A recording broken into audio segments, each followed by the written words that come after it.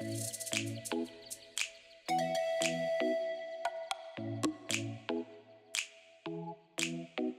guys, how are you? Welcome back to the blog. I'm Bud, Vice President of a Foreign Affair in Phoenix, Arizona, but you knew that. So guys who have been watching my most recent blogs have been commenting about how they like the kind of larger life themes, if you will, getting away a little bit from the how to successfully correspond, how to navigate a social, how to this and how to that, and just talk about those larger themes which have an impact on our decision overall to get on a plane and go and meet somebody. So I'm going to pull something out of my college days, which were not that long ago, and just see if I can run it by you guys and see if this has some kind of an impact on your decision whether or not to get on a plane and go and meet somebody and what that will ultimately look like, right? So there's a Russian poet by the name of Yevgeny Yevtushenko who wrote what I think is a really, really brilliant poem, and I'll just read you a little bit of there, right? So we've got Shel Silverstein going on, we've got Leo Buscaglia going on, and now we've got the Russian poet Yevgeny Yevtushenko, who last time I checked was a professor at the University of Tulsa. And anyway, he wrote a lot of poetry, but here's one that I absolutely like. So think about what he's saying in this poem for just a moment. The poem is called People. No people are uninteresting. Their fate is like the chronicle of planets. Nothing in them is not particular, and planet is dissimilar from planet.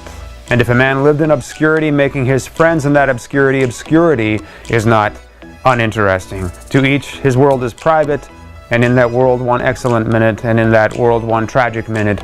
These are private. In any man who dies, there dies with him his first snow and kiss and fight. It goes with him. So think about that for a minute. In any man who dies, there dies with him his first snow and kiss and fight. It goes with him. No people are uninteresting. Their fate is like the chronicle of planets. What Yevtushenko is essentially saying is that every single individual on this planet is within himself or herself, an entire world. You have a world of experience and perceptions, a world of feelings, a world of memories, just a life collection, a collage, if you will, of people and meetings and places and events that is completely unique to you, the person from whom all of that stems. It's kind of interesting when you think about the billions of people that we have on the planet, and every single one of us has a unique thumbprint. There are no two that are the same anywhere that you go. And essentially Yevtushenko is saying there is no life on this planet that is not significant all by itself, all alone. It's as significant as a planet, as an entirely separate world. It's obviously a very deep concept, but the kind of stuff that you write poetry about, right? So let's go on a little bit. There are left books and bridges and painted canvas and machinery whose fate is to survive, right? These are all the things that we leave behind when we go. But what has gone is also not nothing. By the rule of the game, something has gone. Not people die, but worlds die in them. Whom we knew as faulty, the earth's creatures, of whom essentially what did we know? Was he a brother of a brother, friend of friends, lover of lover? We who knew our fathers in everything in nothing. What he's saying is that the people around us that we think we know, we really don't know because we haven't lived their exact life. And there's all kinds of experience that, we as individuals live through that never gets shared or talked about with others, right? So I think you get the point, right? Here's this whole entire world. Every single person is an individual world. This is kind of an anti-war poem that Yevgeny Yevtushenko wrote, and I think it's absolutely brilliant. He also kind of spoke out against the communist themes of his day, basically saying no matter how you spin socialism, people really are never going to be exactly the same and equal. And it's remarkable and profound, and I absolutely love it. So, you know what, guys? Sometimes when we stand at the fork in the road and we wonder whether or not we're worthy enough to succeed in this process, whether or not we ordinary guys can get on a plane and go and meet an extraordinarily beautiful, intelligent, remarkable woman in this process, do we have enough to offer them? And all by ourselves, we worry about those things, right? We worry, is my house big enough? Is my car the right kind of car? Is my financial situation stable enough? Do I have all of these things that are going to make me a successful life partner for some of these really, really amazing women? And we think that sometimes because we've had years and years and years of the media and our culture telling us, again, if you don't have Bill Gates' money or Brad Pitt's looks, you shouldn't be looking for a wife at all in this process. And of course, that's not true. When you get on the plane and you do go, the 10% of you overall who will actually get on the plane ultimately and go and meet somebody, you're going to meet women who think and feel exactly like you do. Am I good enough for this person? Do I have plenty to offer this person? Will I make a good wife? Will I make a good mother? Do I have enough to complete this person and make his life happy?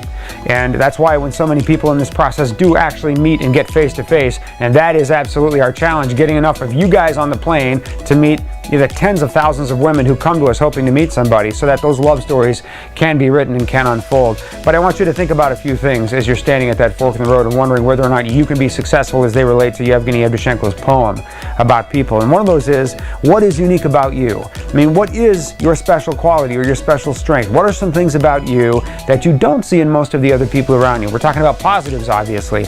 What are those things that you can bring to a relationship that are going to really enhance that relationship, that are going to make that relationship experience for her, whoever she turns out to be, different from any other relationship experience that she's going to have? Now, every single guy listening to me right now has a quality or a gift or something to share. Think about that, because you want to be able to verbalize that or show it or demonstrate it when you get into the courtship process with these exciting, beautiful women, right? So what is that? Well, what are your gifts?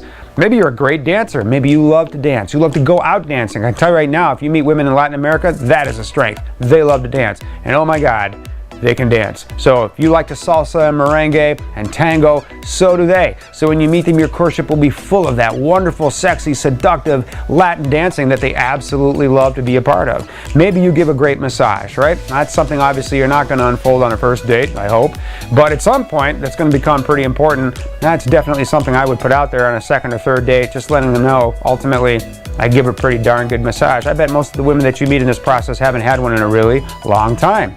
You know, maybe you're a great kisser. We'll let that unfold as it will. Maybe you're very creative in gift giving. Maybe you don't buy the random $10 gift card. Maybe you can find a very appropriate gift, wrap it beautifully, and give it at an appropriate moment. Maybe you just have a real knack for that. Whatever your gift is, guys, know what your gifts are. Know what's special about you and what you have to offer somebody that probably most of the guys that she's going to meet don't have or don't have to offer.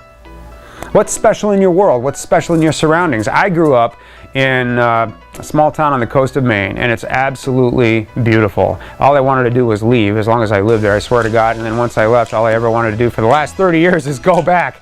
And what an amazing, beautiful coastal place with restaurants and fishing villages and I swear to God, it is the setting for every romantic novel ever written.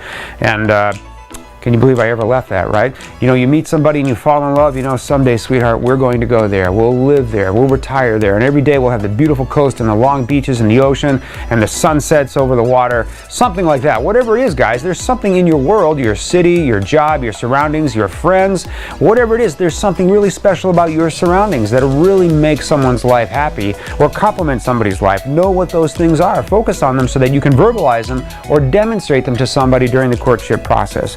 And remember that when you're standing at that crossroads, guys, I'm not trying to pull a Mr. Rogers on you here, but you are unique.